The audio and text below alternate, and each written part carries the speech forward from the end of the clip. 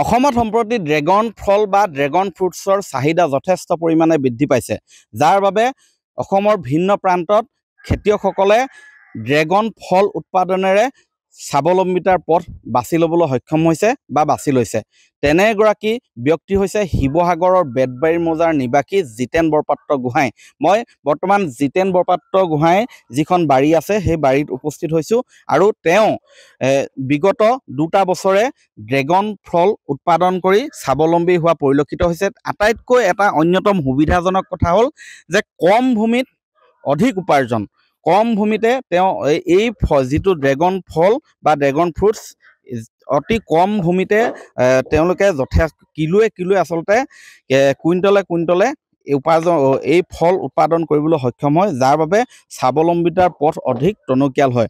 মই জিতেন বৰপাত্ৰ গোহাঁইৰ কাষলৈ আহিছোঁ। তেওঁ কম ভূমিতে অধিক উপাৰ্জন কৰিবলৈ সক্ষম হৈছে এই ফল লগাই। আপুনি কেতিয়াৰ পৰা এই ড্ৰেগন ফ্ৰুটছ উৎপাদনৰ কাম আৰম্ভ কৰিছে? মই 2023 মাৰ্চৰ 10 তাৰিখে লগাইছিলোঁ।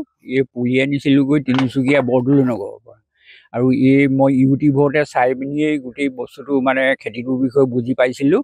আৰু এই ফলটো যে বহুত মূল্য আছে সেই কথাটো গম পাইছিলোঁ। এইটো ৱৰ্ল্ডৰ 5বিধ ফলৰ ভিতৰত পৰে ড্ৰেগন ফ্ৰুটটো। ইয়াৰ ড্ৰেগন ফলৰ এনেকুৱাই গুণ আছে যে বহুত কেইটা বেমাৰৰ পৰা মানুহে ৰক্ষা পাই থাকিব পাৰে। আৰু বহুত মই নিজেই গম পাইছোঁ যে মোৰ নিজৰ কঁকাল বিষ আছিলে বহুত, এতিয়া মই কঁকাল বিষৰ হেৰিটোৰ পৰা উপশম হৈছোঁ। বহুত বেছি। আপুনি এতিয়া কিমান বছৰি কিমান উৎপাদন? মই এইটো খেতিটো কৰে 2টা পদ্ধতিত।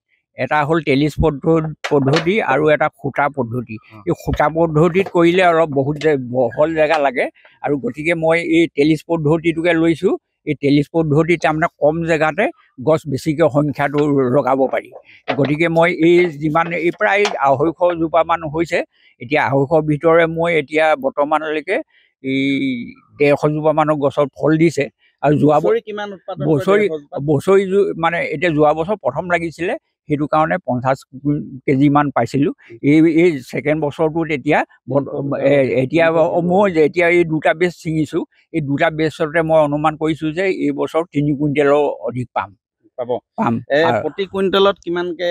প্ৰতি কুইণ্টেলত ধৰক পাৰ কেজি 300কে দিছোঁ। আৰু 300কে দিলে প্ৰায় 90,000 টকা। ক'ত বিক্ৰী কৰে? এই ওচৰে পাজৰে এতিয়া সদ্যহতে দিয়া হৈছে। মই পাইকাৰী মানে বেপাৰীও ফোন কৰি আছে গ্ৰাম্যাঞ্চলতে, আৰু পাইকাৰীৰ লগতো মই সম্পৰ্ক কৰিছোঁ।